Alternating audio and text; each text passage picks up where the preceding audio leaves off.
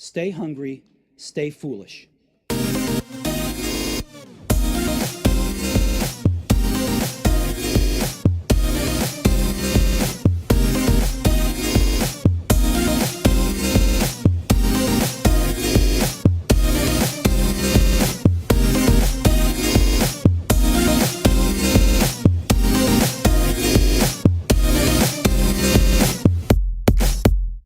Now on the Innovation Show, it's a great honour to welcome Padraig O'Keefe. Welcome to the show, and serial entrepreneur, founder of Aaron, and just non-stop goer. And it's such a pleasure to have you on the show, Padraig. Thanks a million. No, great to be here. So it'd be great to understand your mindset. I suppose a great starting point would be when you were teaching, because leaders are teachers essentially, and that entrepreneurial spirit within the teaching environment and all that kind of thing would be great to understand. Okay, yeah. Well, I started off in life in accountancy, worked with KPMG, and I quickly decided that this is not for me. And you know, sometimes when you feel you're someplace, you don't know where you want to go to, but you know, this is not the place for me. So I left KPMG. A lot of my friends thought I was absolutely crazy because KPMG are a great multinational accountancy and business advisory firm. And I decided to go teach in a secondary school. Wow. And I loved it. Of all the things I've ever done, teaching was the one I enjoyed most. I'm sure your parents and everybody was kind of going, "You're mad, you're going out of there, that's the Mecca." Well, that's a good point, but to be honest with you, my parents straight were not that much into education. They left school by the age of 10. So and Connemara and very, very rural working class, and I'd have grown up speaking Irish, and English is my second language. So it wouldn't have been at that time hugely central to the parents. My parents really wanted to raise kids that had integrity, that are hard workers, and were fundamentally good, honest people. Yeah. And that was in the story. I'm such a huge believer in that grit and determination that comes from that age has such an effect later on in life, and we're seeing the fruits of that with you today. But how do you do that? Because so many parents today are so out of touch with that world that, you know, a bit of adversity, a bit of grit is good. Absolutely. It's all about grit. I was reading a book recently by an American professor, I think Susan Duckworth, called Grit. And I'm just actually back from Chicago, and I was reading it over there. And in her studies, she has shown, and she's done the studies over 35 years, that kids who are taught grit and determination and sticking with it are those that succeed most in life, particularly when they come up against adversity, when they come up against challenges. And we know, both of us, and you know who's listening to us, that you're going to get challenges, you know, negative things, and pardon what I'm going to say, shit happens, things happen. So what do? You have two choices.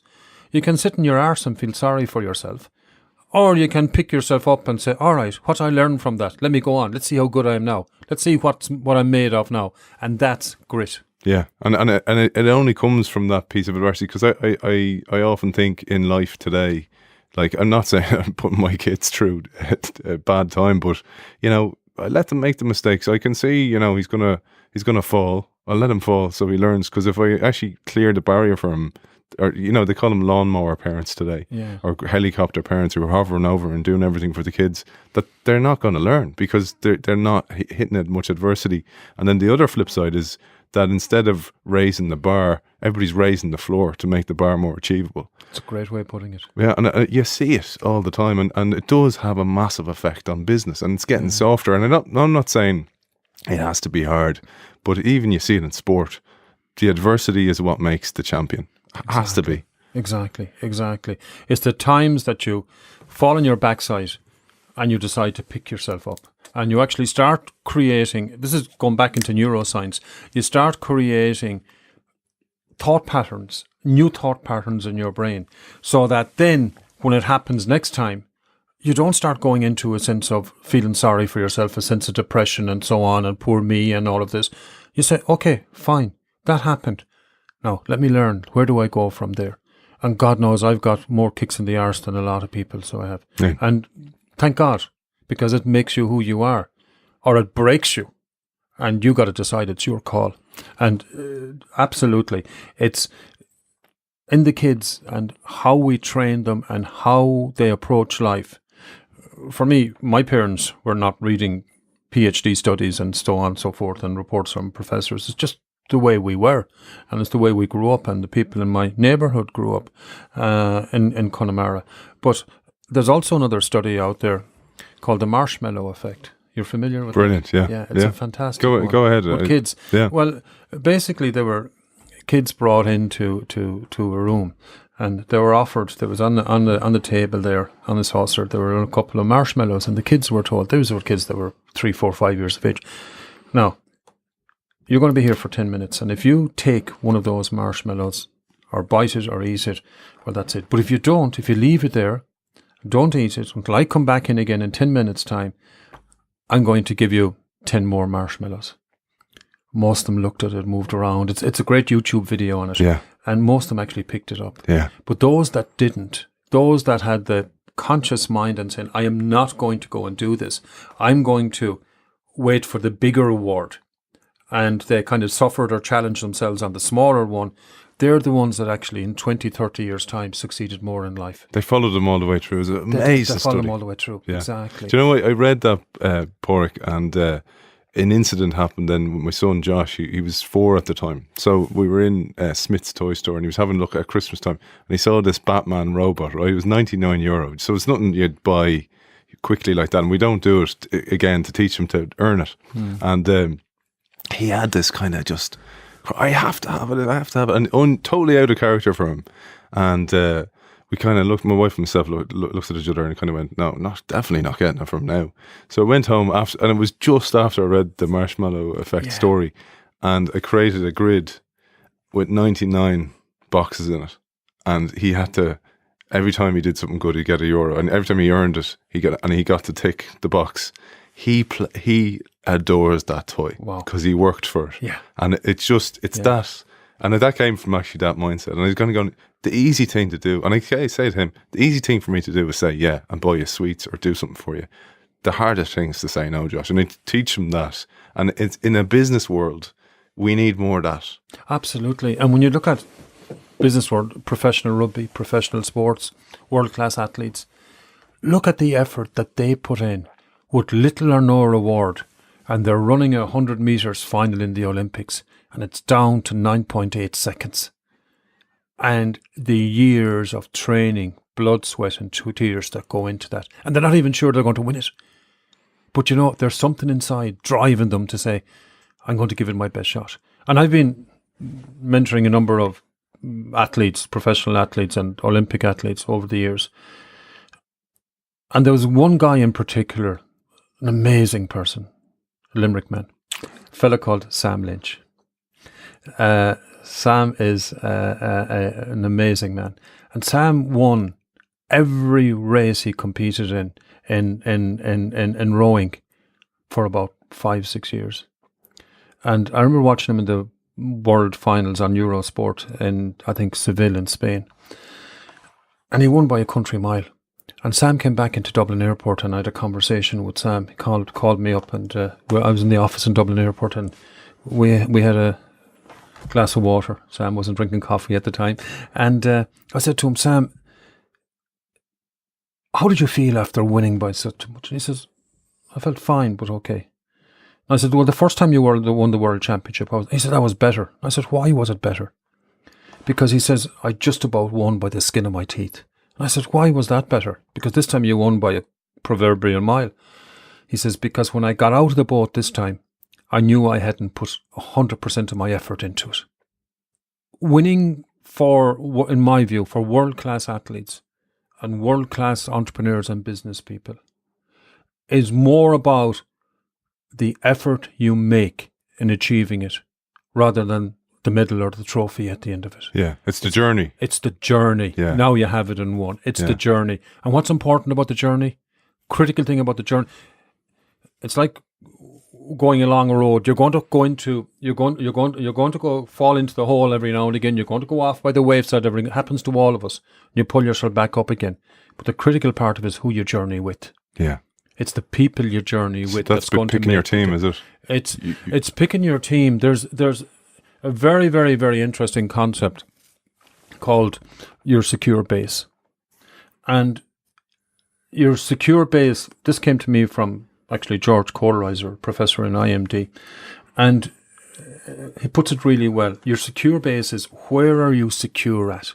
If you're building a house, you're building a foundation and you build from there. And if the foundation is solid, you can build a good, solid house. It's the same thing about our lives, same thing about business, same thing about me and same thing about you. Do you have a secure base there? Who are in your secure base? Do you have people in your secure base who actually gives you energy or draws energy from you? If they draw energy from you, you should not have them in your secure base, because that's weakening your secure base. The other part about your secure base is, what are your goals and objectives? What do you want to achieve? And how are you willing to push yourself and sacrifice, which is what we're talking about, to achieve those objectives? What am I willing to give up? How important is it to me? And that goes down to something called passion. And passion then goes back to the fundamental, your purpose. What's your purpose in life? Yeah. What are you all about? Yeah. What are you here for? Like, an amazing professor of strategy in Harvard, a lady called Cynthia Montgomery, and I studied under her, and she talked about strategy in business. And we talk about innovation and entrepreneurship and business, people starting up in business. You ask yourself, what is your strategy? And strategy means different things to different people. But Cynthia does it in one sentence. And I'm doing it for myself. And I'm asking you, and anybody who's listening, ask yourself this question about yourself. And then ask yourself this question about your business. What is the world with you versus the world without you? Do you make a goddamn difference? Yeah. And big question. But a fundamental question. And if you're doing a job, or if you're in a business that it really doesn't really make much of a difference, well, then as John Wayne once said, when you're on a dead horse, you might as well get off, because you're not going anyplace. Yeah. So the world with you versus the world without you. And I have that. I've an office at home, nice office at home, and I have a big thing up. What's the world with me, Padraig, versus the world without? Ask yourself every day. Ask yourself every day. Do you make a difference? And the difference is connected to your purpose. And it's funny because if you think about social entrepreneurs and people who are doing charity for the right reasons, like the reward, they're almost disregarded. I think a lot. They're underappreciated a lot, because that is what drives them. That mindset, and it's something we don't celebrate. Yeah. In the world, really, we don't celebrate. And you have companies ticking a box, sticking a CSR program, or sticking a logo at the end of. And it's back to, you're a professional athlete. It's back to, why do you get back out of bed in the morning? You've got the knocks, you've got the pains, your muscles are aching, but yet you go back out again and you do it again because you're passionate about it, and you believe that you can make a difference. Yeah. And so you geez, I would have loved to have you in school. So we'll get back to the journey, because it's so obvious that it is a journey for you. That life is a journey, and so you were teaching then. Okay. Yeah. Back to where we started. I was teaching. I love teaching, and I realized after a short while, like anything I ever did, or please God will do in life, the main thing is really that I give it the best shot I can. Otherwise, Padraig, there's no point in being involved in it. I'm going to give it my best shot. And when I was teaching, I was giving it my best shot. So I started off in teaching, and I modelled myself on the best teacher I felt I had in school, because I was teaching the school that I was a student in. Wow. So, and then I realised, okay, that got the bar up a little bit. And it was good, it was significant. But I said, can I do better than that? I said, well, I cannot try and be like somebody else. I got to be myself. So I started kind of saying, bringing my own personality into the classroom. And then I realised, can I go any further? And this is 25 years ago. And what I actually started teaching those kids to do, two things. I used to teach them how to visualise. Wow. In the classroom. 25 years ago. Wow. Yeah. Where did you get that from? Because that's... I didn't get it from stuff. I didn't get it from another other schools or other education. It's just something that I started reading about and learning, and how the brain works and how we absorb information. And I started instinctively feeling I got to cut down barriers here. And if somebody has got barriers with issues or challenges they have outside of the classroom, it makes it more difficult for them to learn in the classroom. So if I get them to relax, meditate, they call it mindfulness now, that's a new term that wasn't there 25, 30 years ago. Well, then I get them to think in a space and to take away all the masks, to take away all the burdens, and then they're ready. Wow. And that was the first part of it. The second part of it, my role was not to teach. It dawned on me that Padraig, you're not a teacher. That's not your role. Your role is the opposite. And the opposite to teaching is to facilitate learning. When you facilitate learning, you create the environment within which the students go to the well themselves, want to go to the well, and they decide how much water they're picking out of the well. So I used to get my students to write I used to teach maths and other subjects. I used to get them to write their own Leaving Cert maths book. So every one of the 30 students would have a different Leaving Cert maths book because it was individual to them. Wow. And they use different colours. So maybe a red might mean something really strong to you in relation to this, an important point. Green or blue or black or something else could mean something different to somebody else. So when they're revising their stuff for the Leaving Cert, they're reading over their own book, their own stuff, and their own notes in their own way. Brilliant. And you can see how it clicks. Yeah.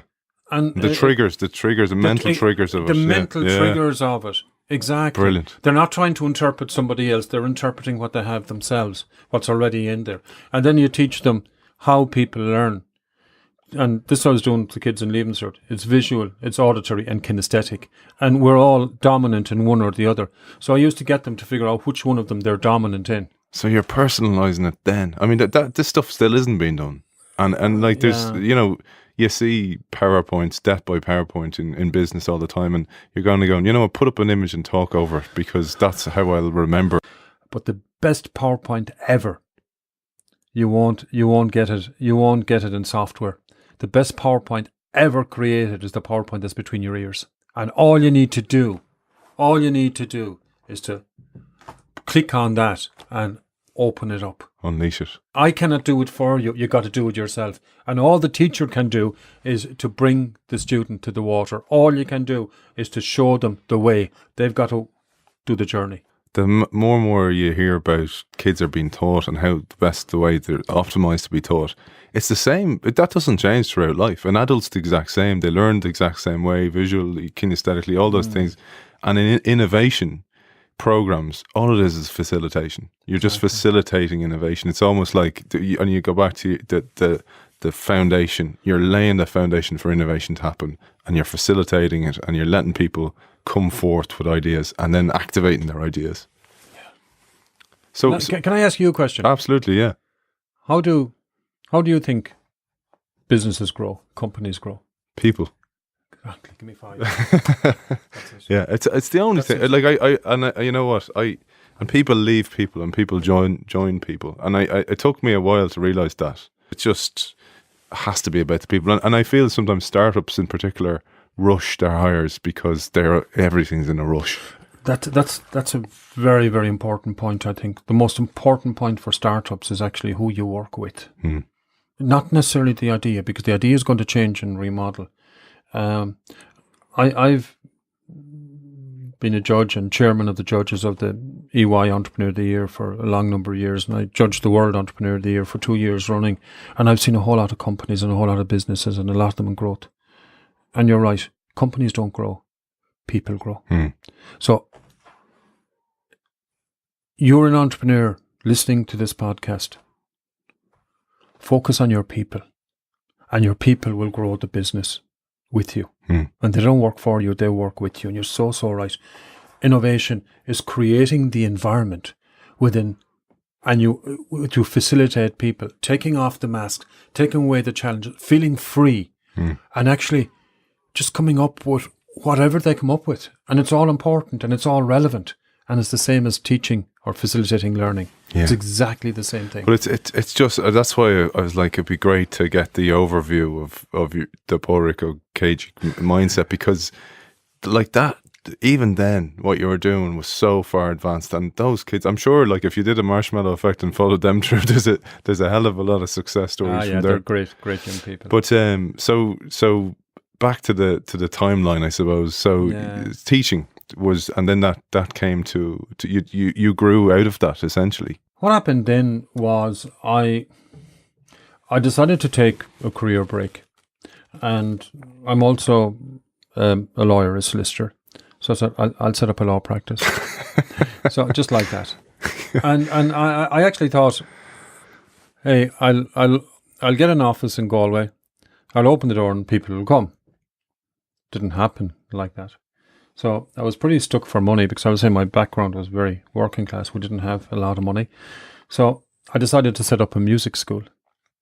Now, I don't play music, but there was only one school in Galway City that music was being taught to leaving cert, and there's a lot of secondary schools in Galway City. So at 4 o'clock in the evening, when the kids had finished their normal school, students 12 to 18-year-old, I'd take away all my files in the office and I'd put them in a back room. And we'd take out keyboards and stuff like that, and it was a music classroom until 9 o'clock at night. At 9 o'clock at night or 7 o'clock in the morning, depending how I was, I'd go in and I'd move everything away, and it was a law practice until 4 o'clock in the evening. You know, it reminds me of that sketch, you know, where, like there's a cafe, and then the police, it's a poker room, and then the police come in, they press the button and all the tables turn around. Yeah, it's a bit like that. It's a bit like that, but I needed the rental income from that to pay for the maximize rent. Yeah, exactly. That's basically it. Wow. So went on from there, and then there was a little airline flying to the Aran Islands, and it was in some financial difficulty, and I knew nothing about aviation. I remortgaged my home and ended up buying it, and then created another airline out of that, and that other airline is Aer Lingus Regional now, and built that up to probably 130 million turnover a year, something like that, making good profit. It's doing quite well, won a whole lot of awards.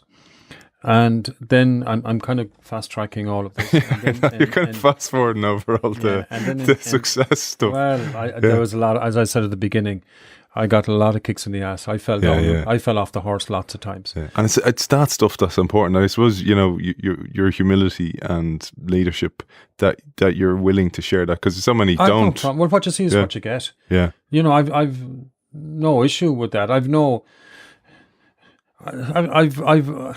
problem with failure, because I've had to learn how to deal with it. It means you're doing something as well. It means you're trying. Exactly. It is. Don't fear failure. Go for it.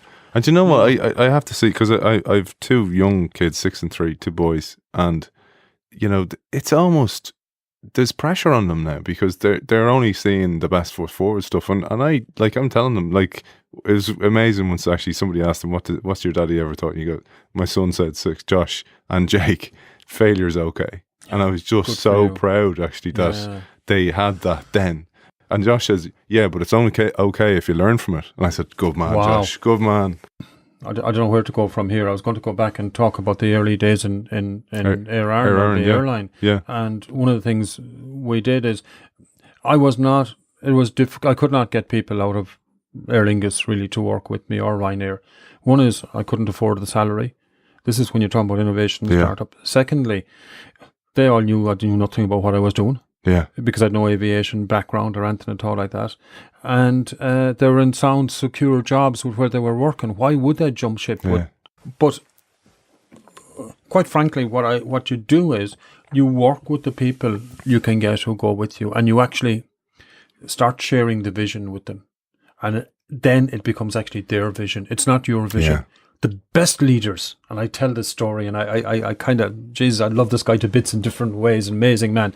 Peter Stringer was there. He'd be there at the back of the scrum, and the guys are going forward, be it Clohessy in the day, or Paul O'Connell, or you, or any of the lads, and they're the head down, and they're really pumping the feet, going forward. And you know what Peter is doing?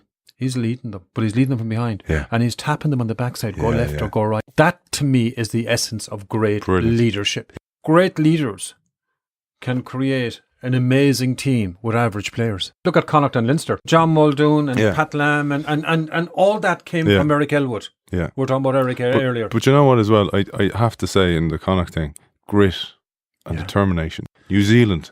So the likes of Carlos Spencer, for example, he said that his choice was either to be an All Black and represent his country, or else if he wasn't, he probably would have ended up in prison. But I remember back in 2004, the All Blacks were facing a crisis. At the time, their 75% winning record was slipping away. And they had Tana Umanga was threatening to quit. They came last in the Tri-Nations with him as captain. And in the 5 years since 2010, the record is, which is 89%, had changed back in 2004 to that 76.4% or whatever it was. And this was crisis time in New Zealand. And Graham Henry, I think, was the coach at the time. And they went into a room and they did a 3-day crisis meeting. And they came out with the strategy, good people equal good All Blacks. And that was the strategy, purely. And they got rid of ego, got rid of prima donnas, and the team just is unstoppable. Look at Sonny Bill Williams giving his medal away to a child you never met before. Yeah. Bringing that back to Ireland. Look at Brian Cody and Kilkenny. It's exactly the similar strategy that man had. He has reinvented, innovated Kilkenny hurling at least 4 times in the past 18, 19 years that he's been a manager there of it. Yeah. And you'd say, what is it? Yeah. And it's exactly back to, they play like a family through grit. Yeah. And they journey together. Yeah. And they will not let the other person down. Yeah, and then there's the work rate, but that comes as a result. But that comes as a result of that. Yeah, exactly. Yeah, the shared vision. Yeah. But you know what? It's interesting because I was thinking about you from the outside, and you know, being able to move from industry to industry and succeed in them, even though you know you didn't know anything about aviation. There's a great book on habit. There's one by Nir Eyal and there's another guy, Charles Duhigg, and they talk about keystone habits, right? So a keystone habit is something that you pick up that will have a knock-on effect on every other habit. And they talk about corporations having this keystone habit. So if a corporation has a habit of hard work or habit of vision and everybody's shared, that can be applied to anything. And it's like, I think of you because your habit was leadership and people and facilitation, and that can be applied to any business and that will lead to success. I'm kind of... It's difficult for me to reply to. No, but sorry, we'll get back onto the timeline. Get back on the timeline. So you're Air Aaron. So Air Aaron, and then in who knows, it was about 2006 or 2007. I was getting blackouts. Wow. And I didn't tell anybody about it. And there was one day, Air Aaron World, was it? Air Aaron World, yeah. Do you want some water? No, I'm good. I'm not getting one now. I knew you were worried there. Turn on the fans. No, I'm okay. But I was buying another airline in England, and I contacted my wife because, you see, my family, including me, we're fundamentally Connemara people, and we love living there, and that's part of who we are, and that's part of our fabric.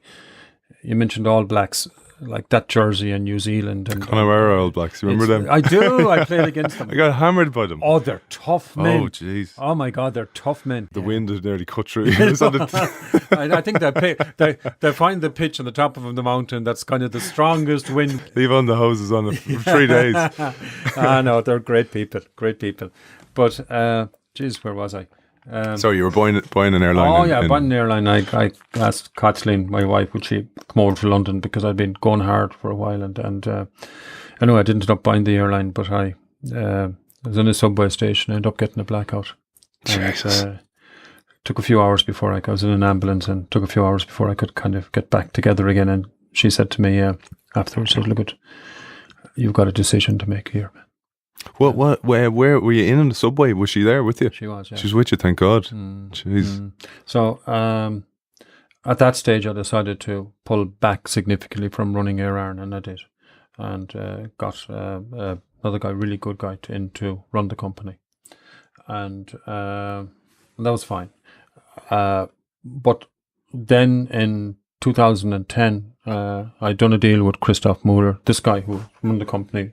He retired and somebody else came in. But did a deal with Christoph Muller and Aer Lingus that we'd start Aer Lingus Regional. So we changed the whole business model of the airline to being a kind of a franchise of Aer Lingus, and that was working really well. And between the recession, Ryanair attacking us, particularly on Cork Dublin, which was 47% of our business, and they charged €10 each way in fares, and we couldn't compete with that. And believe it or not, the volcanic ash. Oh, I remember that. Yeah, that almost closed us down. So I had to put the company into examinership. Wow. Into examinership. I had 5 suitors who wanted to reinvest in the company with me and taking it out of examinership. I ended up going with one of those, Eddie Stobart's in the UK. And I had a smaller shareholding, which was fine.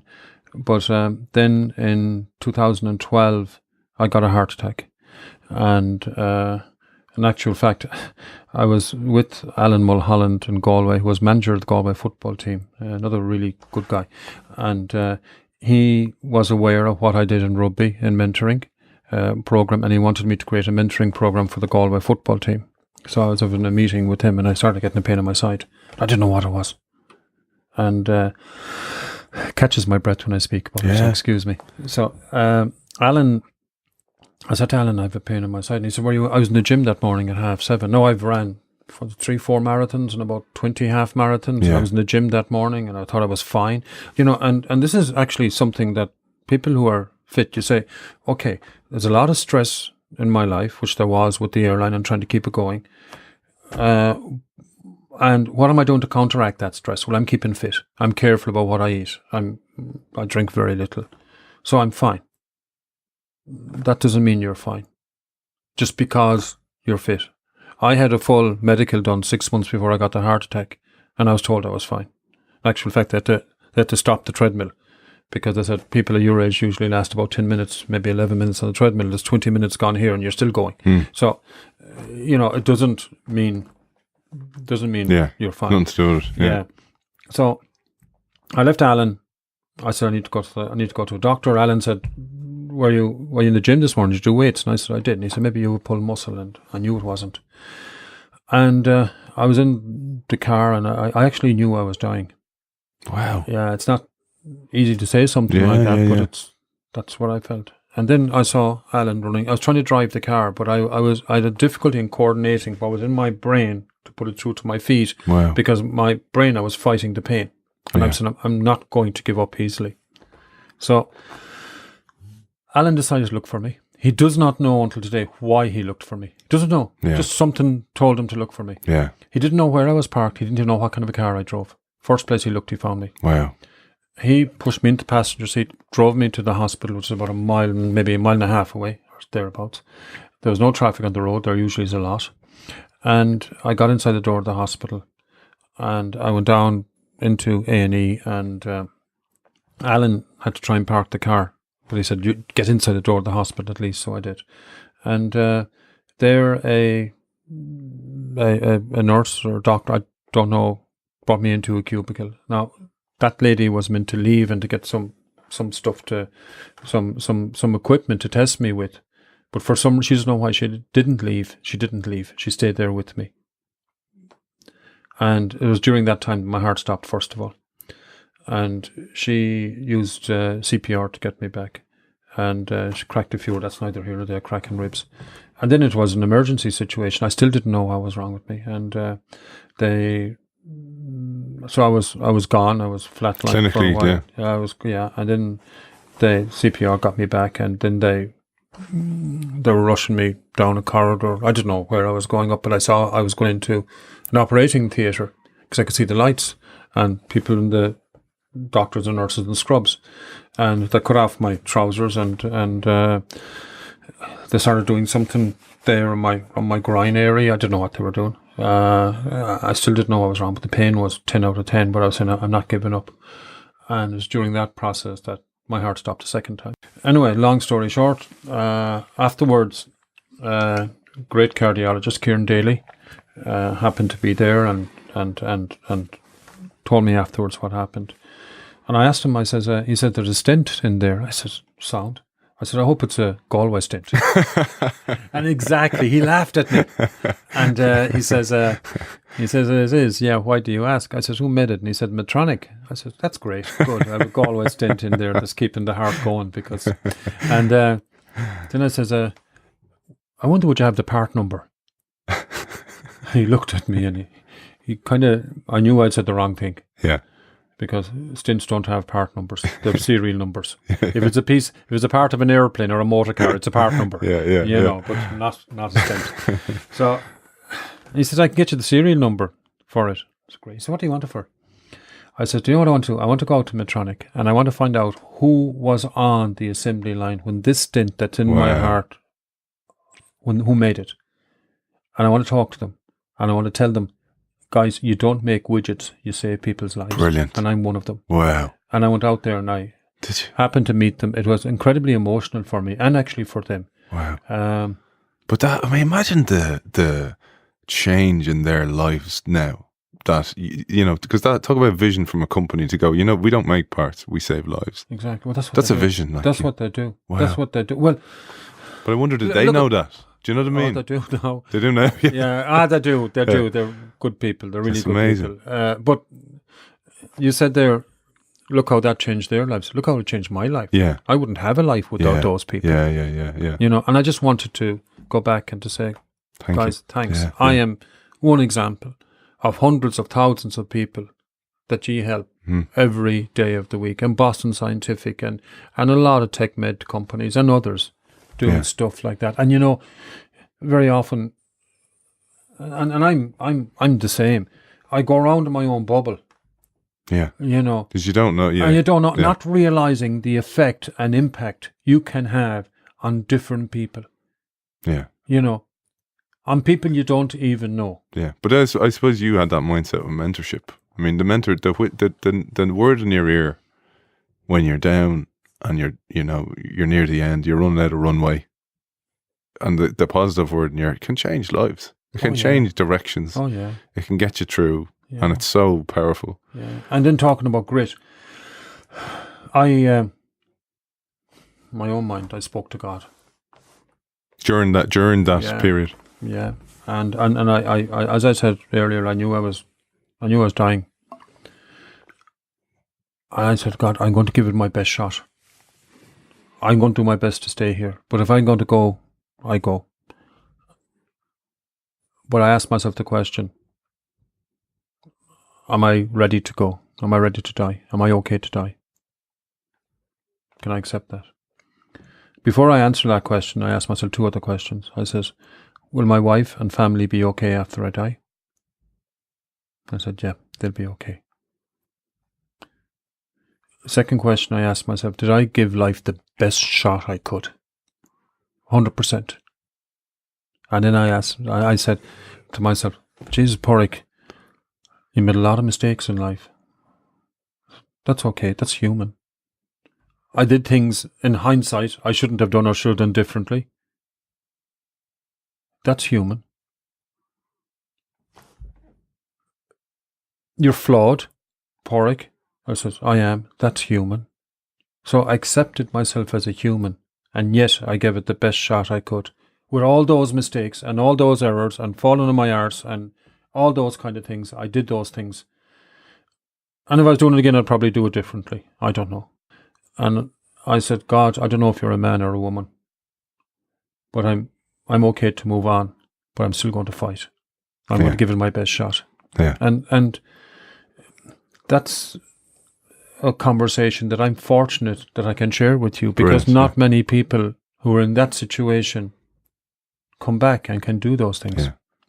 And it's such a powerful message, because you talk about, a boat is not meant to be in the harbour. It's supposed to be out in the ocean. Exactly. And trying things. And it's, for people stuck in jobs they don't want to be in, or they're unhappy, that, get out away from the harbour.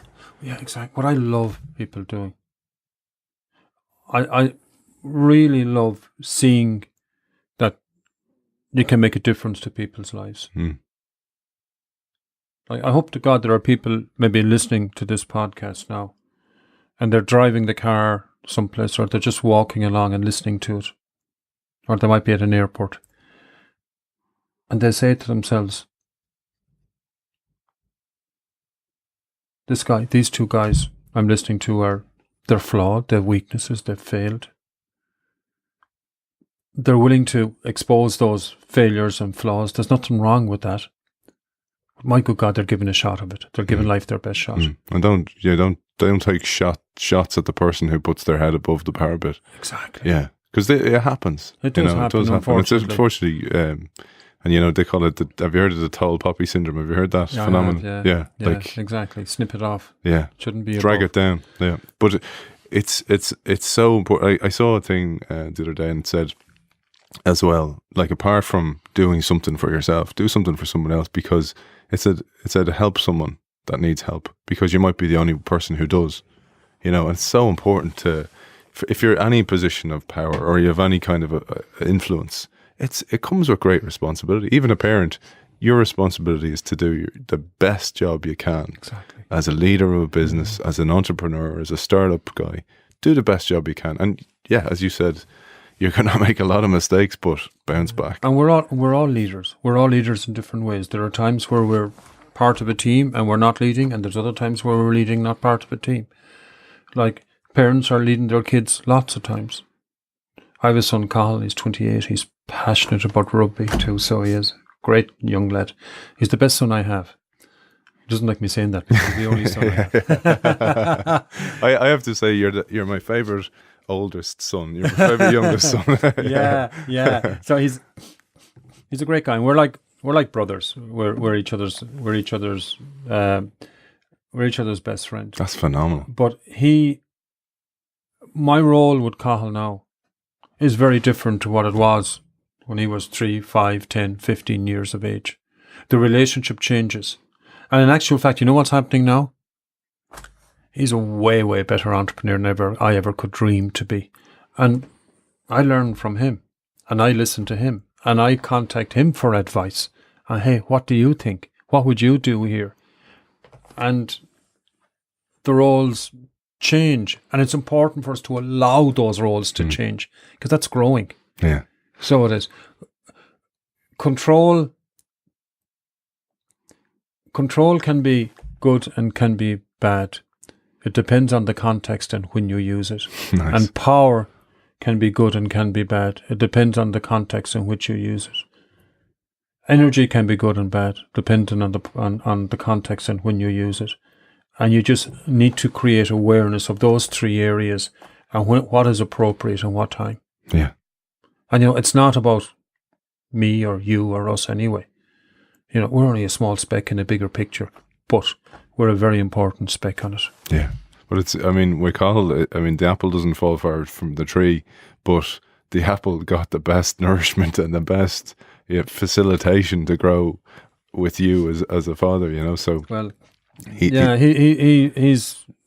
seen it warts and all. Yeah. Like, he's been close to it. Like, the other thing though about, let's say, family, quite frankly, and I'm kind of broadening it out rather than just me and Carl, because it's there as well. The whole emotional side of it is really important.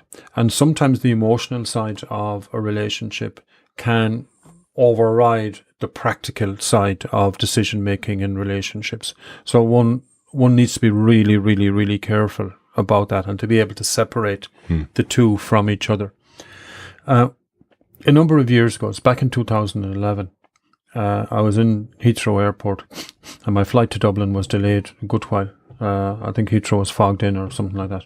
And I bought a book and I started reading it. And by the time I got to Dublin, I had the book read. And I said, wow, this is an amazing book. And it's one of the best books I've ever read.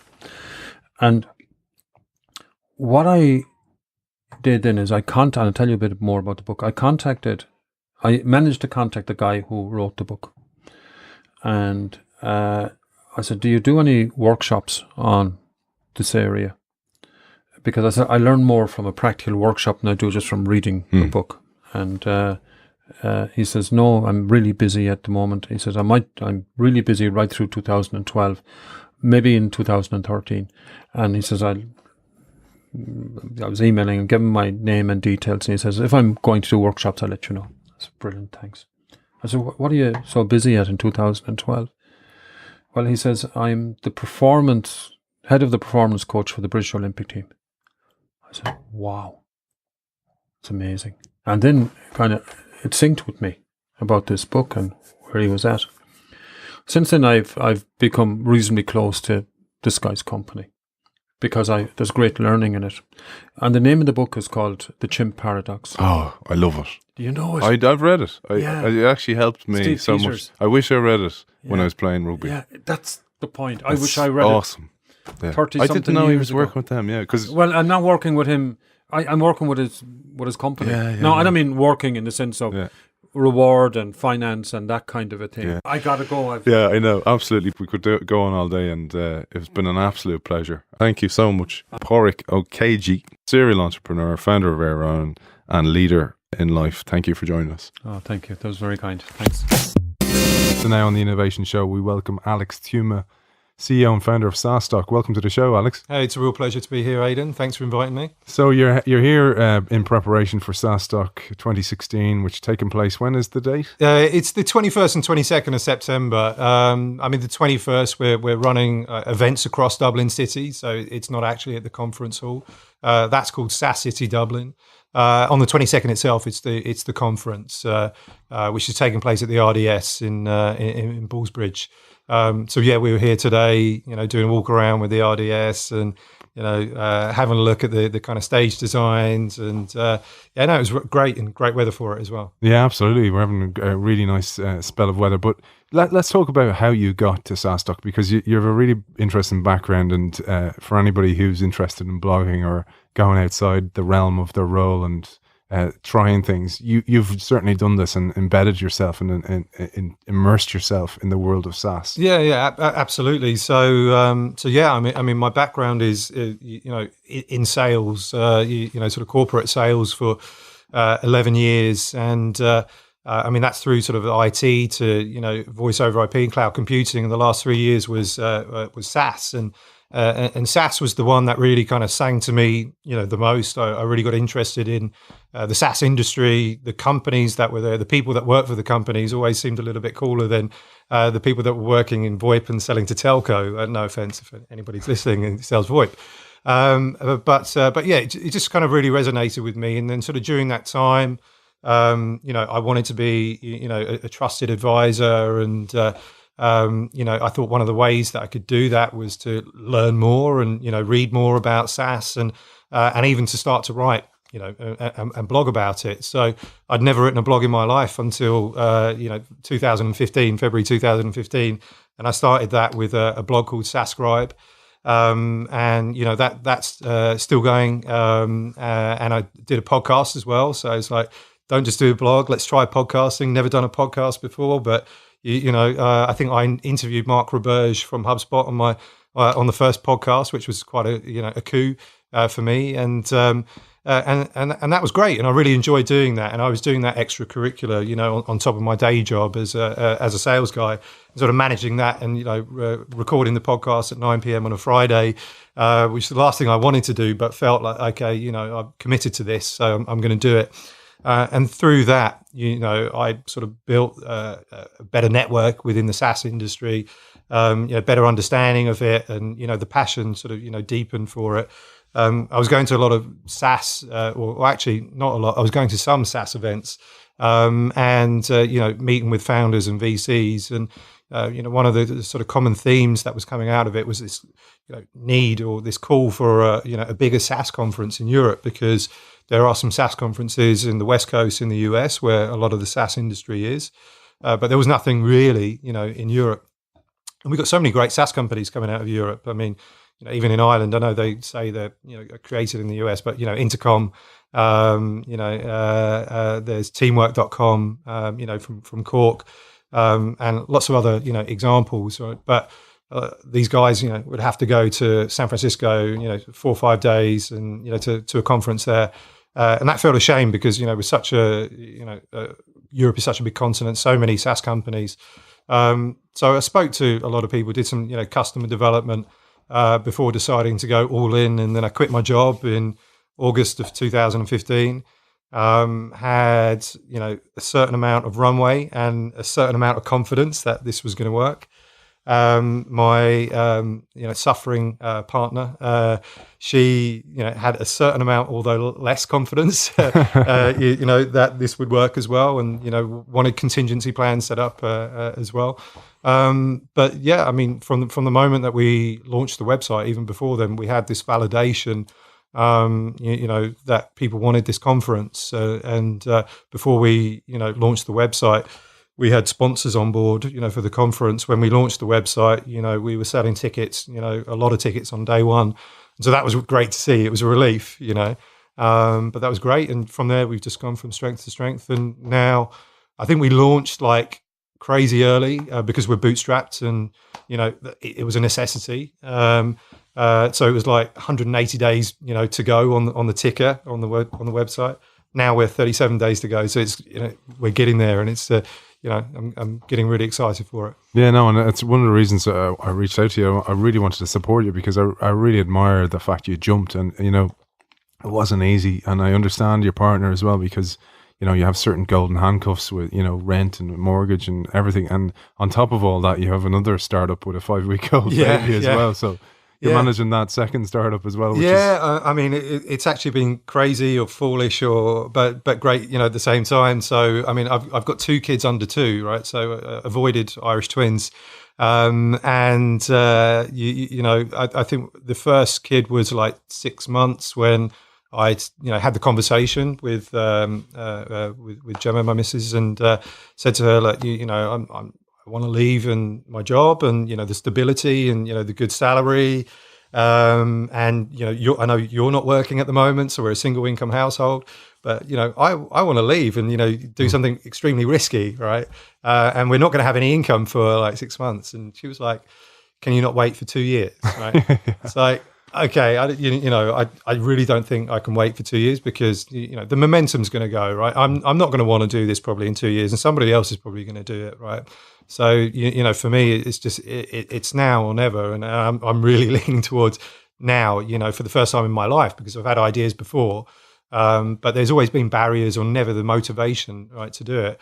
So she said, okay, well, you think this is gonna work, but we want some contingency, in the background. So I had like 4 or 5 months runway to do this, and we got close to running out of money.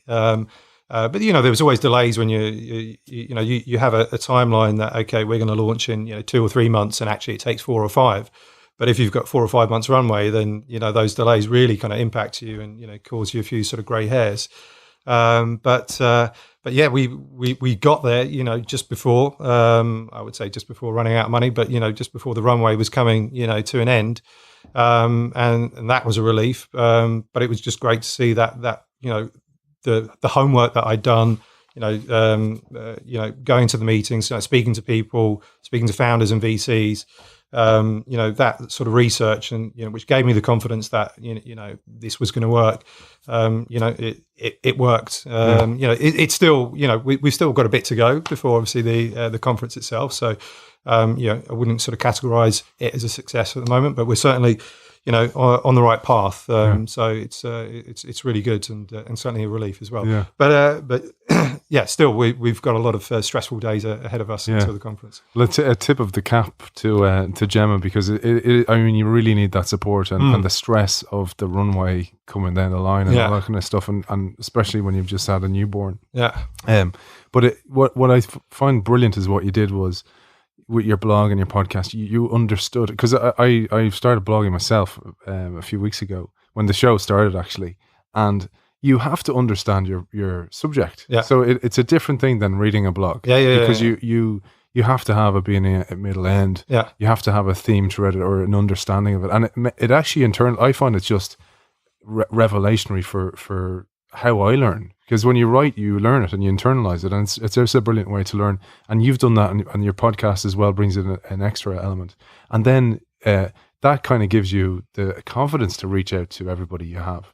And that thing about the validation, we see so many startups that don't validate their product and go out and go, yeah, this is what they want, or they'll go and build a website straight away, Yeah. you know, without actually going and validating and putting out an MVP. Like one of the best stories I heard, and you probably know it well, is about Drew Houston, Yeah. the Dropbox founder. Can we talk about that for a second? Like his launch, about the video, wasn't it a video he put out, and subscribe? Yeah. Send us your email if you're interested in this product, but there was no product yet. Yeah, no, absolutely. And I think a lot of startups, you know, they followed that sort of model. So they put up a launch page, right?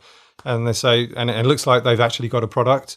And, you know, people start to sign up and they say, okay, well, you know, if we get 200 to sign up, then actually, you know, it looks like we can go then and build this product, right? And that's great that people can do this, right? I mean, we didn't necessarily do the MVP, you know, sort of ourselves. We did, you know, the validation, and then, you know, we built something. But yeah, I mean, there's been some great successes like that have done that approach, and you know, I think Dropbox is the poster child, you know, for that. I mean, they were, you know, really successful, I think, as well with their like referral campaigns. You know, they're sort of paying like $10 or whatever if you refer somebody, refer a friend. So they're a great SaaS company, and you know, Drew Houston's a great CEO. Hopefully, one day we'll come over to speak at SaaStock as well. I know he's been at Web Summit, so I'm sure he'll come back to Dublin. Yeah, But definitely, I mean, just I think because of, you know, the fact that we had a kid and we were a single income household, that there wasn't the opportunity. Let's say, obviously, if you know, if my partner, you know, she was still working. Where actually I could have been more risky and, you know, or lazy, you know, cut out the validation piece and think, oh, I've got a brilliant idea. You know, 2 people have said it's also a great idea in the pub, and I'm just going to go ahead and do it and invest, you know, a lot of money or all my savings into that. You know, and I think obviously you're not necessarily setting yourself up for favor, because you might be lucky and you might have a really great idea. But, you know, if you put in the situation which I was in, which was actually, you know, I was the sole, you know, earner at the time because, you know, my partner was on maternity leave, then it's like, actually, I can't just quit my job, right? You know, I've got to be really sure about this. How can I be really sure about this? So I just speak to loads of people, you know, about it. So I would say I probably spoke to about 40 people or you know, maybe a bit more, and, you know, had a number of sort of questions that weren't necessarily sort of leading, you know. So I would say I probably did the customer development part sort of right. That, you know, enabled me to say, hey, look, you know, I really believe in this idea. I think it's a really great opportunity. I think I'm solving a problem for, you know, a lot of, you know, SaaS founders, SaaS companies, VCs, you know, just generally people in the SaaS community in Europe. And, you know, nobody has yet taken the initiative to do this, and I'm going to do it, you know, and that's it. Really. Brilliant. So. And you mentioned with the leading question. So how do you, like, can you give us an example of that? So that's really important, I think, because you can almost draw the answer or draw the conclusion you want to hear, or hear what you want to hear, you know, and selective hearing, let's call it. But like, how do you ask those questions? Say I'm a startup and I'm kind of going, and I want to ask and validate in the real sense, rather than with a product online with a spider's web of a website that brings people in. What kind of questions, or how do you ask those questions? Yeah, so I mean, there is a great book that I can recommend that actually I read after I'd done that. So I probably would have done the validation part, you know, better, even though I don't think I did a bad job. But it's a book called the Mom Test. It's MOM, it's the American pronunciation, and that really just talks about, you know, how you know, you validate your startup idea as if you know, asking the questions, you know, to your mum, right? So you've got to pass this test, because if you said to mum, "Hey, mum, I'm going to build a SaaS conference, right? You know, do you think it's a good idea?" And she's, "Yes, son," you know, because, you know, you're a son, right? So you can't just go in, and you can't do that with your friends or, you know, people that you know, and say, "Hey, look, I'm thinking about doing this SaaS conference. Is it a good idea?" Yeah, it's a great idea. They're just going to tell you what you want to hear, right? So you got to think about, you know, having a range of sort of questions, which will eventually lead to, you know, the question that, you know, if there was a SaaS conference in Europe, you know, would you attend, and you know, what benefits would you get from it, and you know, and so on. But you wouldn't start off with that kind of, you know, that sort of big question, or the question where you wanted to get to. So you need to kind of work at, you know, perhaps what are they looking for, you know, to help them sort of like grow as a business. You know, where would they go to find out, how to get from 250k MRR to 500k MRR. How much of their business is done in person, right? And how essential is that for them, or do they just have solely sort of inbound inbound leads and just do everything sort of online through paid advertising or content.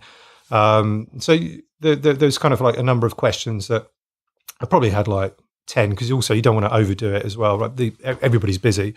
So you value people's time. So some of this validation I actually did in person. Whether I was at like meetups that I'd organised myself, or events that I'd attended, and some of it was just sent out on a survey to I also run a Slack channel which has got like a number of SaaS founders on there. So I would just send it out so they could just fill it out anonymously. And that's how I got my data. And I would say, it was pretty much, it must be like 99 or 100%, of the data sort of came back, saying that, this was a good idea, right? So I was like, okay, hopefully this is done right. And, hopefully all these people, would then put their money where their mouth is and, actually, buy a ticket to the conference or support the conference, in some way.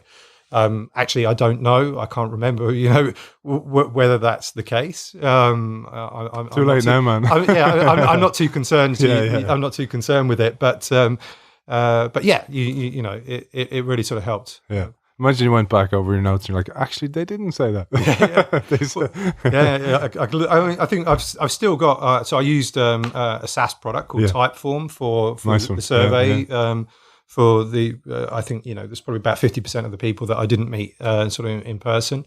So I've still got that data, so I can probably still, see actually this person, have they bought a ticket yet? Yeah, interesting. You said cross-reference. Yeah. I'll have because that's often the way, isn't it? Like, I've done it before where I've launched products and based on, I've made the mistake of using SurveyMonkey to go, if we put this feature in, would you use it? Yeah. Everybody's like, yeah, definitely. Yeah. And the behavioral data says no, they don't. Instead of, and that's where I really learned by that mistake, to actually the best thing to do is put it out on a beta and actually put a button there that may not work and go, this feature's not ready yet, but actually go, how many people clicked on it? You know, that kind of way, and that kind of behavioral data versus declared data of surveys, etc.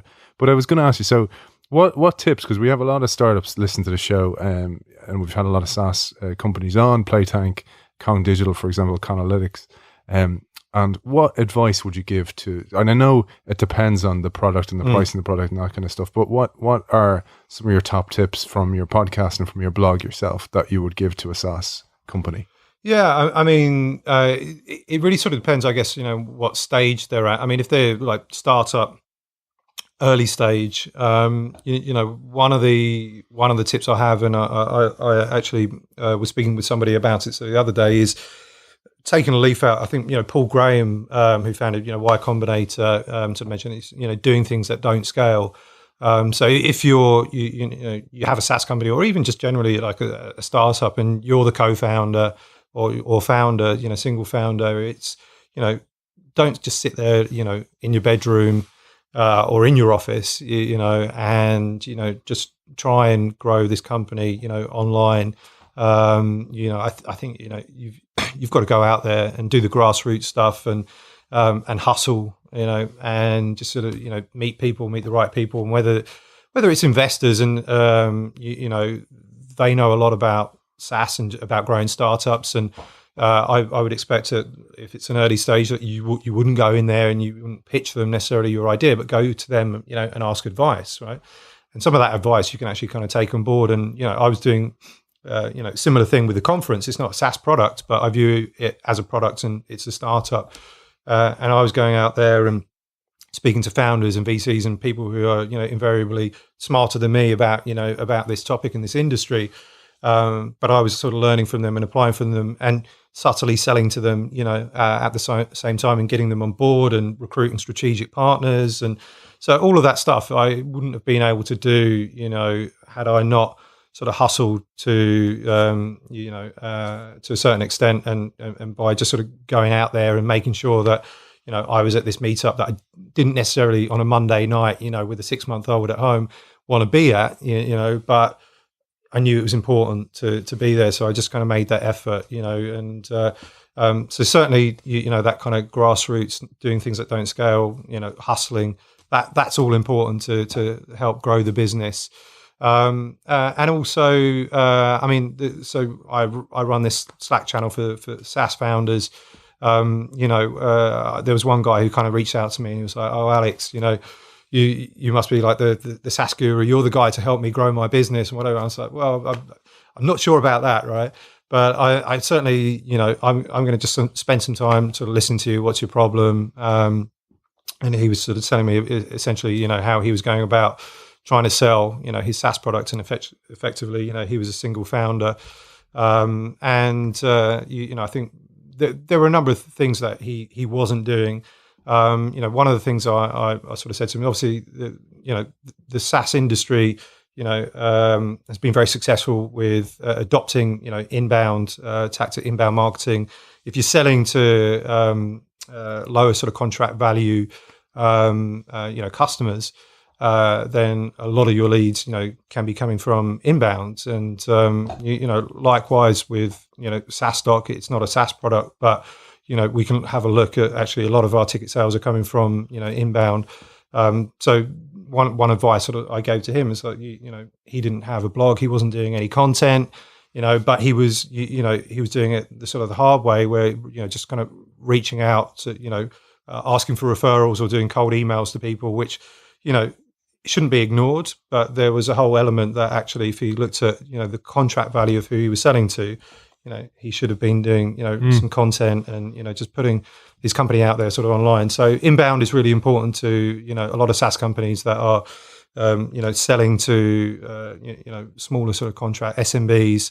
And so if you're not doing some form of content, if you don't have a blog, then you should. Although on the flip side, the difficulty is there is so much content out there. Yeah. So how do you stand out? Yeah, that's another question. There's some great examples though. You're right, because it's like it proves your expertise in it, I suppose, as well. So it shows you what you're talking about. But also, like, there's some great examples. We have a company here on Newswhip in Ireland. Fantastic. Paul Quigley, CEO, was on the show. He was on the show one as well. I was lucky enough to have Paul on, and we they have a brilliant guy, Liam Corcoran, who does their blog from awesome stuff, and the content is the best out there, and it is that, and I've used this spider's web analogy where your content is so good that it gets shared, and they're using their actual own product Spike to actually monitor it, which is great. But that brings people in, then they understand the product more, and then they sign up people. And it's like, in rugby, it's like your 16th man. It's like your extra man, your extra sales guy that's working hard for you. Your website can be that extra man, right? Yeah, no, absolutely. And Intercom is another example. I mean, their blog is fantastic. And podcast, they're really good.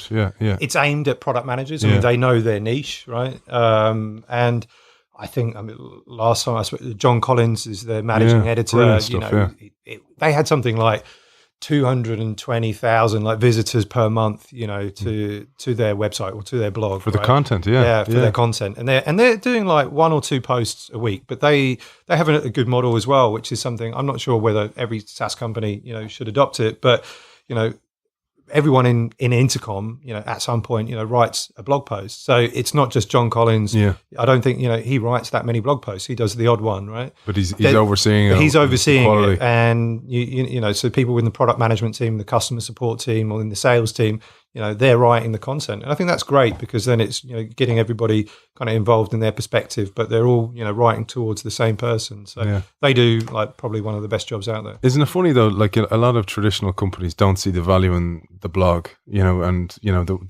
the work that can do, or the perception that can have for a company, that it can really raise the bar and show, look, there's people in here who know what they're talking about. Yeah.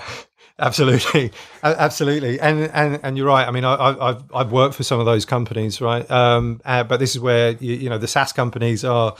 I think they're early adopters, right? Yeah. SaaS companies often sell to other SaaS companies, but they're early adopters of software. So they've been early adopters of software like HubSpot and Marketo and other inbound and marketing automation sort of platforms, but also ones to sort of recognize that whether they use software or whether they're just sort of creating their blog and trying to be the trusted sort of authority for their particular sort of market. They've done a great job at it, but say the trouble is now it's like there's just so much content out there. I think it's becoming a bit of noise, and you've either got to be really good or started really early, like Intercom, or otherwise it's going to be quite challenging. And thinking, what is there a next thing? And not like I find that blasting every channel as well, like with the exact same thing. You kind of have to adapt it slightly as well. You look at, for example, like Twitter might be a distribution channel to share the link, and that's it. It's not, you're not going to do much more than that, for example. But let's talk about the conference now, because you have an unbelievable lineup of speakers. Well, thank you.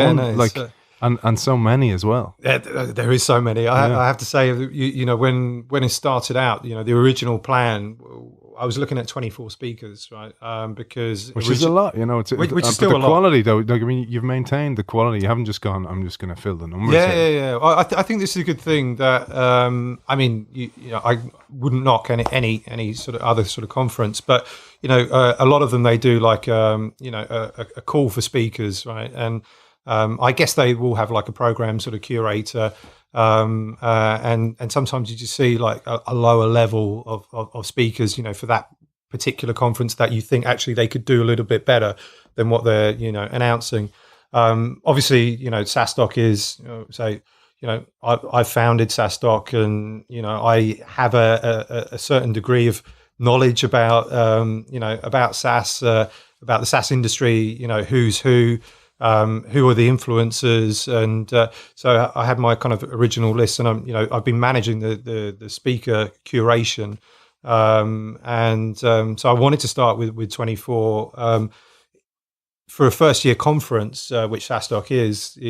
I think it could have been a real sort of challenge getting like big names.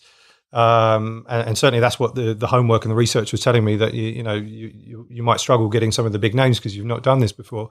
But what really helped was because I'd been blogging for almost 1 year before that, and because I'd done my podcast and I had done like 30 episodes of that already, I'd already interviewed Owen McCabe. I know he's not speaking, but I made that connection with Intercom through that, and I'd already interviewed Christoph Jans of Point 9 Capital.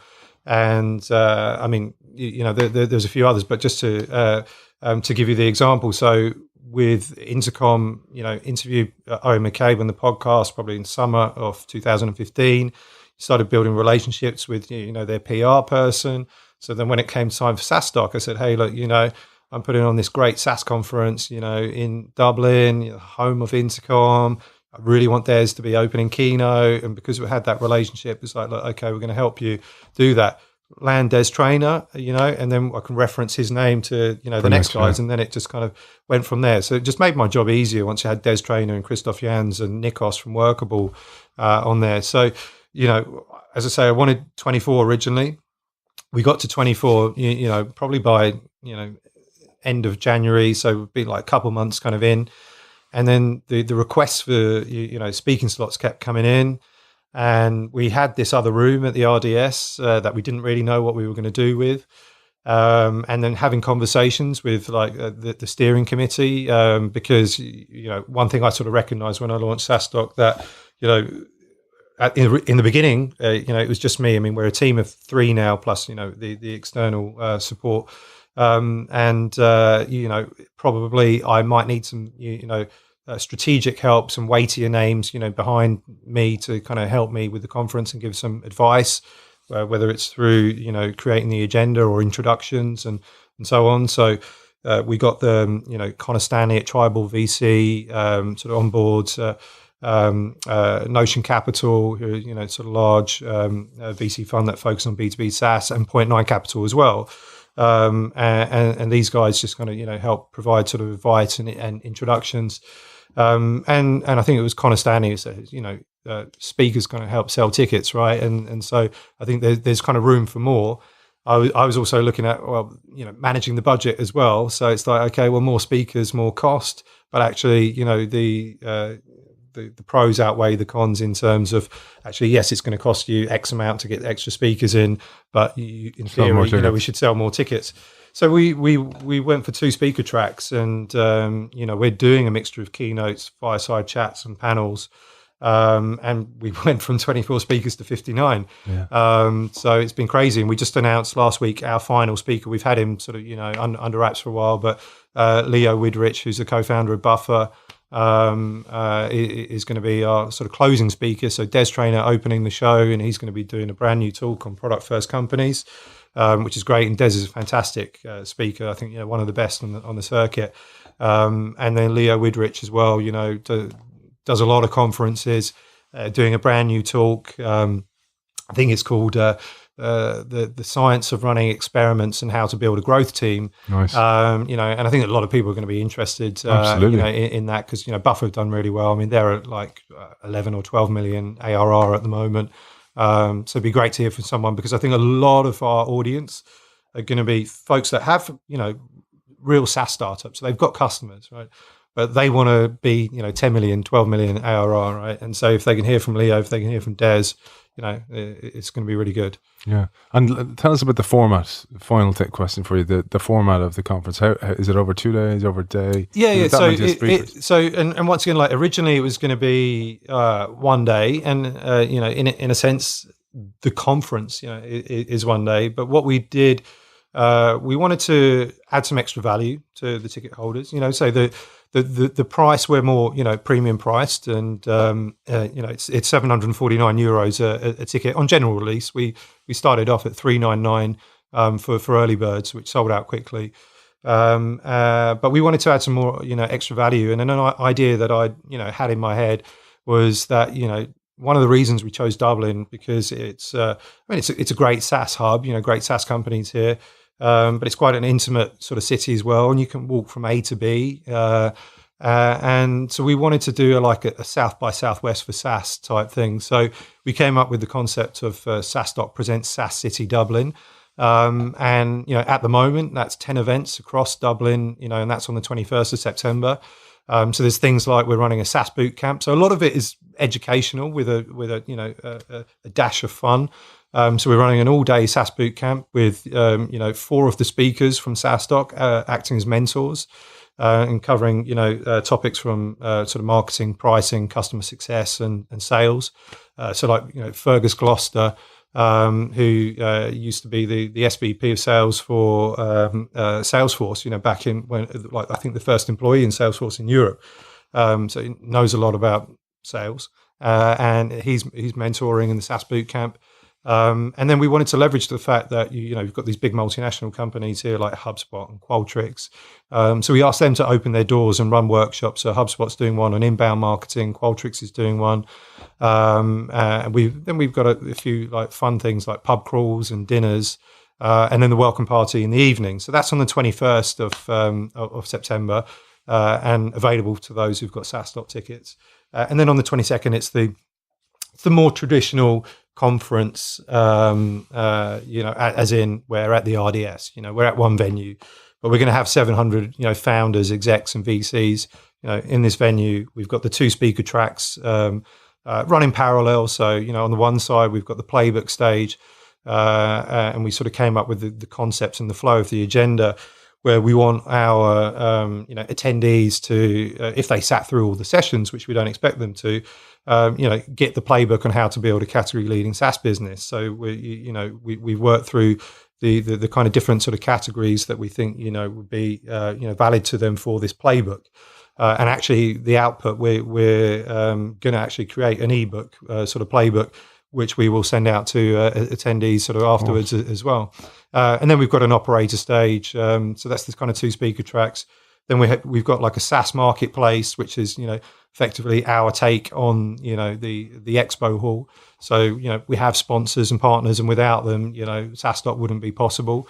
But this is going to be a great place. If you're a SaaS company and selling to other SaaS companies, it's going to be a great place to showcase your company and your product.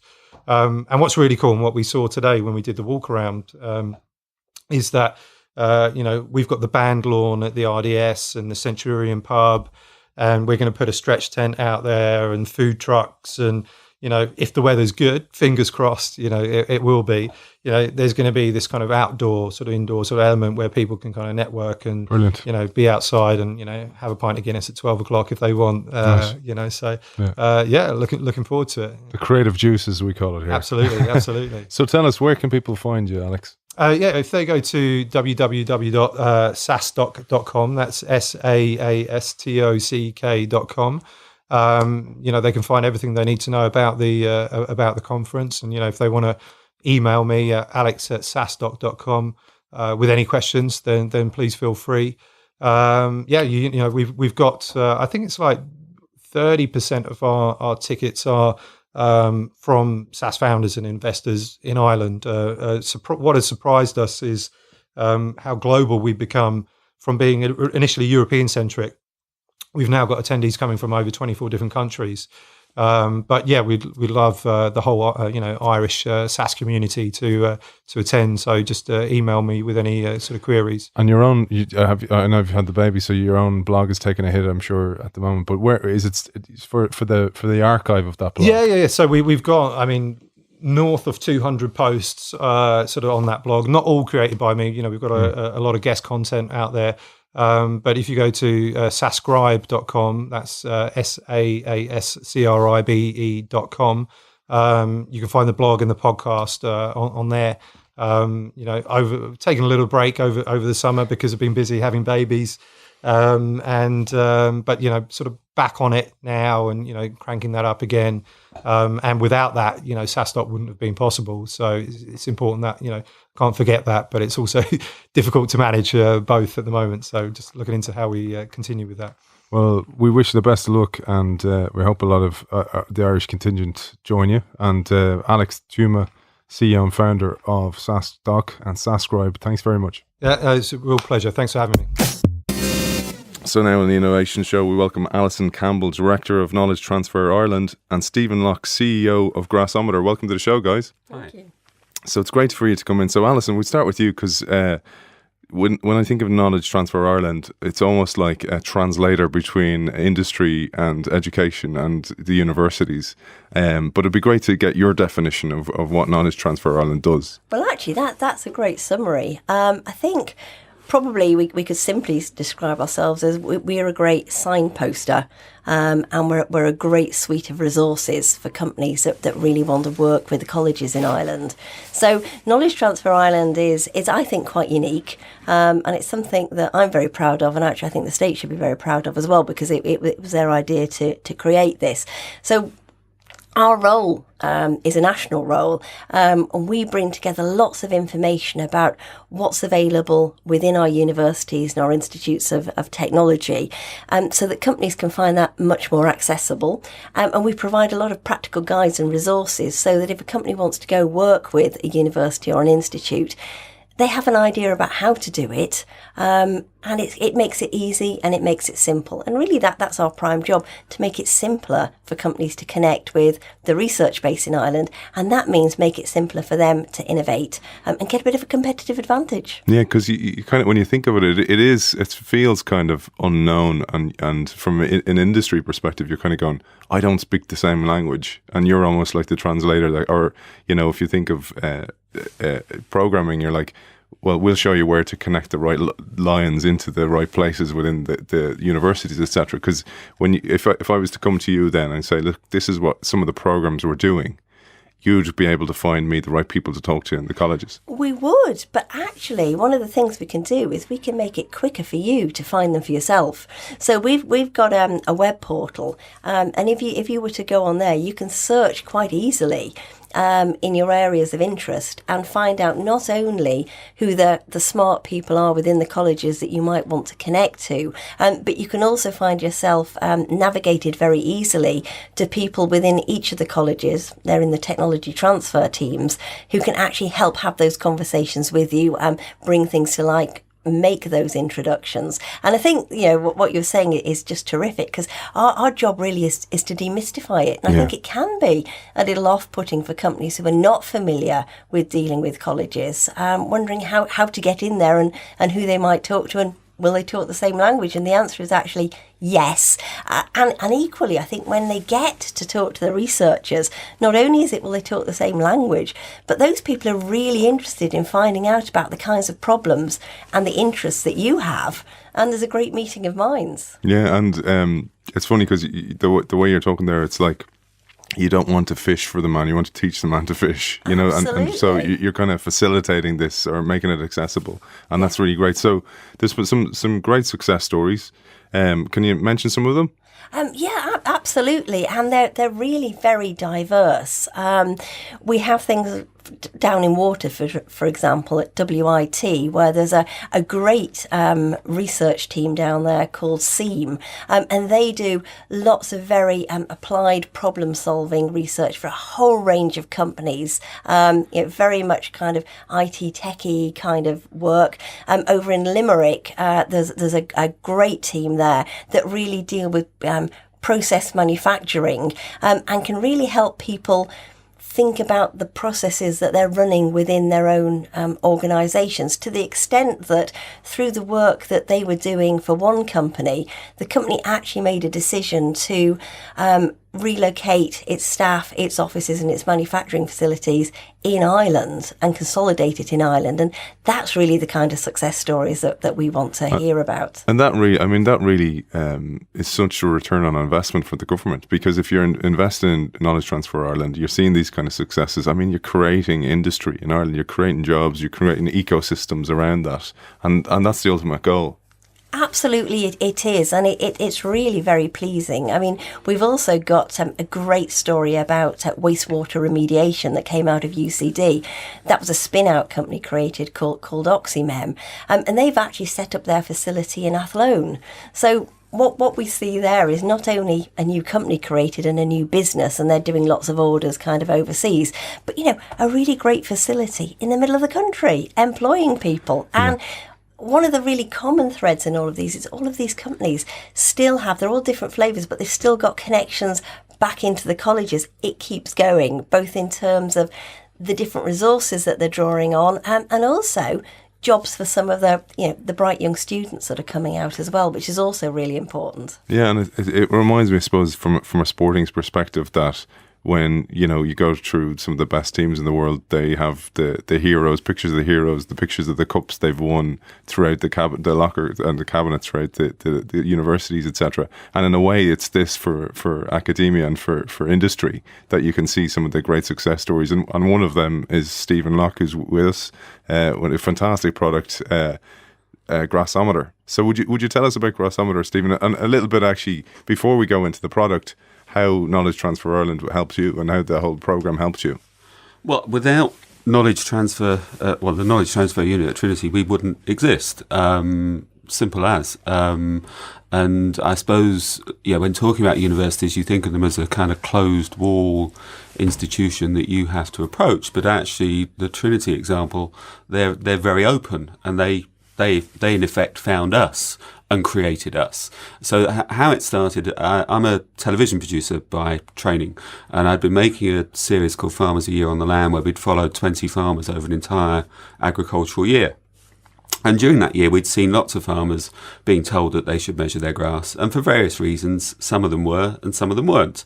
But it was just an interesting kind of topic that we'd kind of noted and picked up on. Why were they asked? What was the benefit of measuring the grass? The benefit of measuring grass is the same as the benefit of measuring anything. It allows you to manage your resources the data. So for a farmer, there's a daily need to manage the grass, because the grass is constantly changing because of the weather. It's hot or cold or dry or wetter. Yeah, it's not a constant, I suppose. So it's not constant. Yeah. You're continually making decisions about where to put the cows next, because you want them to eat the freshest, nicest grass with the most sugar in it, because that will give you the most milk. So there's a need on the short-term daily basis to measure, but also over a yearly basis, you start looking at the resources that you're using. So in terms of fertilizer, in terms of reseeding, and you can make better decisions about managing the farm overall. So it's a kind of very valuable thing to be doing. And in part, the reason that farmers weren't up until now has been because of milk quotas, because there was no real need for them to manage because the milk price was high. They had plenty of grass. They couldn't get any more cows because they couldn't produce any more milk. So there was no incentive for them to measure. Now, with a lower milk price and no quotas, we're in a very different kind of market, and there's a clear benefit to measuring because you'll produce more milk at a lower price using less resources. It's a great timing. I mean, it's a Goldilocks effect of a few different elements just coming together just right for your timing, and the real insight. I love that about the fact that you were going around the farms and seeing what was happening, and seeing this problem that was staring people in the face, and because you were coming from a different place, you saw the problem. You're going, actually, let's do something about that. Yeah, well, and the knowledge transfer link is very interesting because, I mean, how the company evolved was I'd been watching a football match one Sunday morning with my son in Dorking, and one of the other dads is John Whelan, who works in the knowledge transfer, or worked then in the knowledge transfer unit at Trinity. So we've been discussing what we've been doing during the week, and I'd been out on various farms, and John had been doing whatever. And he happened to get his phone out and said, "Are there any apps for farmers?" And I said, "No, there aren't." He said, "Oh, you should make one." And I said, "I don't know how to make an app." He said, "Oh, we could make it for you." Anyway, I didn't think very much of the conversation, but a couple of days later, he sent through a link to Enterprise Ireland's innovation voucher scheme. And the scheme's wonderful because it's a €5,000 voucher to be spent at a third level institution on innovation. And so there's very little kind of proof of concept. You barely have to put your name and address on the form, and anyone can apply. So it's a terrific, brilliant scheme because it's proper innovation. Yeah. There's nothing to put you off doing it. So anyway, we applied and we ended up with a researcher at Trinity for a month to look at the... It's fantastic. I didn't know that existed. That is just brilliant. No, I must say that's one of the great schemes, and one of the things that I've been really impressed about since I came over to start Knowledge Transfer Ireland is just the way in which the system in Ireland joins together and really supports innovation. I think Stephen rightly says from the get-go, very early, 5K, go in, get a problem solved, or get a new area explored if you're interested in that. And it's a great way of getting a toe in the water, relatively painless, and that can build. And what comes next is super because there's a kind of program there called the Innovation Partnership program, and that actually can give you an award of up to 250,000 to carry on if you want to, working with, or you can come straight in for that. But so you could leave your job with third level and really then start to explore something in substance. So it's a really nice taster and feeder in. And as Stephen says, there are barriers, thresholds quite clearly when money's being supplied, but it's relatively easy and painless because I think what we really want to do here in Ireland is just make innovation happen and create that ecosystem that you were talking about earlier. Yeah, and it works. And we have to make it happen. Otherwise, it's all going to come to a grinding halt because most companies are busy working for the business as it is today and not thinking about tomorrow's business. I love the fact that you can get a researcher to research it, because I mean, I can picture you kind of going, okay, where do I start? Cracking your knuckles and open up Google and start going, where do I start to research this? Yeah, well, I mean, the reality is we wouldn't have started because it wasn't our core interest. We were making a program, so we probably would have never have started it. But we ended up with the first researcher. We then ended up with a longer story, but we ended up with a second researcher, a second voucher, and we devised a little kind of prototype using the latest sensor technology to go out and measure the grass. And we tried it out on a farm down in Bandon with one of the farmers we've been filming with. And much to everyone's surprise, it seemed to work. It was mainly held together with gaffer tape, but it seemed to work. So then the next step was, well, what do we do with it now? Yeah. And John at Trinity said, well, apply for the Competitive Start Fund. So again, I said, well, what's that? He said, oh, it's a competition that Enterprise Ireland do. So I looked it up online. The deadline was 9:00 the following morning. So again, with kind of no preparation, no kind of business plan as such, I filled out the form, sent it off, and we ended up kind of going through to the final. Late night that night. Doing well, not that late actually. That's great. But the form. Thanks, Alison. The form wasn't that bad. But doing the pitch, and we won. So suddenly we had €50,000 to set up the company. Wow.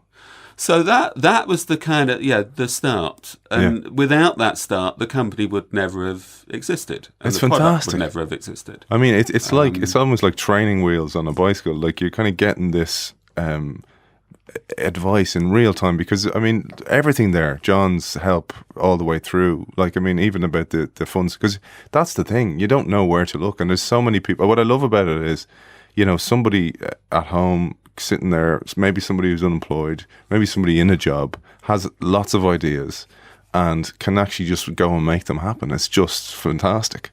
Absolutely, and I think that we've talked about the one individual that Stephen was working with at Trinity.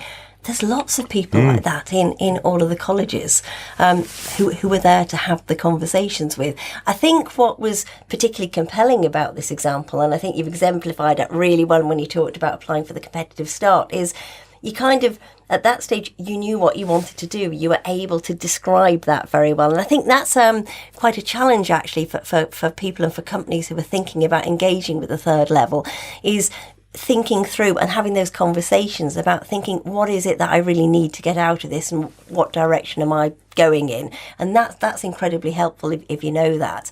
I think what was also interesting from your example, Stephen, is that you came about it through a chance conversation. It was about, and conversations are just so important in everything. But part of our job in Knowledge Transfer Ireland is to help the companies to get to the point of having a conversation, because not everybody is going to be on the side of the football pitch able to meet somebody. So our role is to try and think, how can we do this? How can we provide this information in a kind of centralised way to guide people to then have the conversations? Because not everything's going to come off as well as yours did. Well, arguably it could, because actually, I mean, at Trinity, Play more football. You were watching the grass. You weren't watching your son. Your son's like, Dad, I'm over here. Going, the grass is a bit long over there. But actually, there's a whole team at Trinity in the knowledge transfer unit. So there's Dermot O'Brien, Margaret Wood, Sean Malone, and we've ended up having lots of ongoing conversations with all of them. And it's not just been that initial kind of research that was useful. Very early on, we got introduced to Professor Mike Jones in the botany department. Now, Mike has been at Trinity for I'm not sure how many years, but before he was at Trinity, he was over in Henley, where he was studying grass, and he wrote the definitive book on the grass crop. So suddenly we had, through Trinity, we had access to the world's leading expert on the grass plant. So kind of, Mike was, kind of very, very enthusiastic right from the very beginning, because he's passionate about the plant and about grass. Brilliant. And so, was very, very supportive. And it's ended up, we've now had a ongoing relationship with Trinity, where Dr. Matt Saunders and Mike are doing the kind of long-term calibration trials for us. So every week we're out on farm, they're cutting and drying and weighing samples, taking them back to the lab. And, it's been a fantastic kind of resource and relationship. And it started with one conversation, but it's led to lots of other conversations. And what happened? So what your old job, is that still going? So the production, it's ticking along in the background. The reality is, once you start a startup, it becomes all consuming, because absolutely, you raise your money focus, and you've got lots of things to do, and there's lots of people to talk to and meet. Yeah. So it's been a long process. Brilliant. Is there some involvement from Apple in the product? Not Apple per se, but Jerry Manick, who was Apple's original designer. And how did that happen? Well, I once we'd won the competitive start fund, I'd been up for a meeting with Enterprise Ireland and AFBI, and we'd been talking about how the product might be developed and how it might work. What's AFBI? AFBI is the equivalent of Teagasc in the north. Okay. So they're the agricultural advisory or research body. So anyway, we've been talking about how will the thing work? What will it be like? And everyone was saying, well, everything Apple does is easy to use. It should be like Apple. So I'd driven back home thinking, well, how are we going to make this work like Apple? Got home, and completely by chance, someone had sent through a link to an interview with Jerry Manick, and Jerry was Apple's first head of design, set up the whole Apple design ethos, is named on the patent for the original Mac alongside Steve Jobs, and is, I think, would have been an Apple employee number 5, but for the fact he was working as an advisor at the beginning. So anyway, I'm reading the interview and thinking, this guy sounds great. He's been through what we're going through. it would be great to talk to him. And for some reason, they put his email address at the bottom of the interview. So I emailed him, not really thinking I'd get a reply. But 5 minutes later, he came back and said, this sounds interesting. Send me an NDA. Let's talk. So we started exchanging emails. And after about 2 or 3 emails a day for over a couple of weeks, he kind of came back and said, right, this is brilliant. I'm on board. Wow. So he kind of came on, and he came over to Ireland a little while later, and we were having lunch at the Farmers Journal. And someone at the Journal sort of said, yeah, why on earth have you got involved in this? And Jerry said, well, yeah, I get asked all the time to design computers.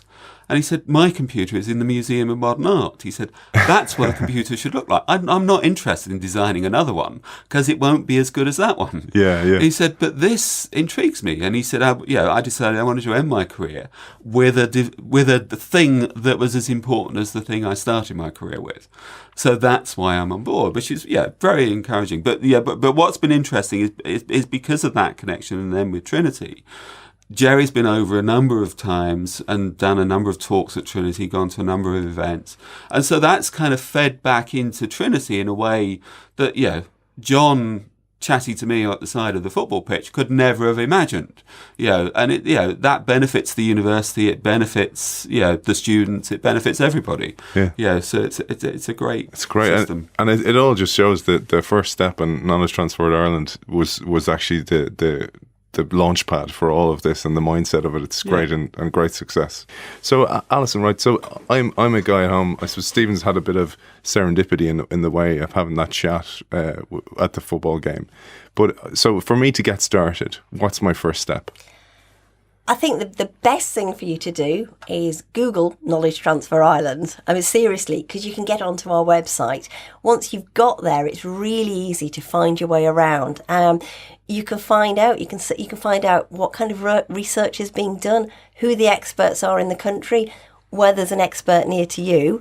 You can find out then who you need to email or pick up the phone to have a chat about what you're interested in. And also, you can find out information about the kind of financial support programs that are available that Stephen was talking about. So in one place, you can get a whole bunch of information that really starts your journey. If you want to find more out about the system and meet with KTI, we'll be at the National Ploughing Championships on the 20th to the 22nd of September in the Innovation Arena. It must be so exciting on the university side, because it must be frustrating when you're doing all this amazing research and it's not going towards a product. But when you see a product shipped, that just must be so validating for the guys that you've worked with, Stephen. Yeah, I know. Mike and Matt, have been tremendously excited about what we're doing and using the device because they're passionately interested in the subject matter. So anything that can kind of benefit their learning and understanding of the plant, they embrace, and so it works both ways. It's good for both sides. Yeah, and tell us when are you going to ship the product? When is it going to be available for farmers? Well, as you'll have heard from the story, the start of the story was easy. It then got very difficult. Of course, productizing it, building kind of a high tech, innovative product isn't simple. Sure. And so there's been lots of kind of technical challenges and it's been a long journey. But we're hoping to be ready to launch at the ploughing this year in September. Brilliant. With the view for farmers to be measuring their grass from next year onwards. Brilliant. So people can basically test drive. Yeah, we've had units out on farms for the last 2 years now. So that the first year just making sure that it worked, and this past year with our ambassador farmers just learning about the kind of user interface and how what they want to see on the app. But it's all been going very well, and we now have a product that measures grass and can measure other crops in a way that has never been able to been done before. Yeah. So whatever happens, it's been a great achievement. Absolutely. And a great journey. But it's an awesome story. It's a fantastic story. And Stephen Locke, CEO of Grassometer, and Alison Campbell, Director of Knowledge Transfer Ireland, thanks for joining us. Thank you.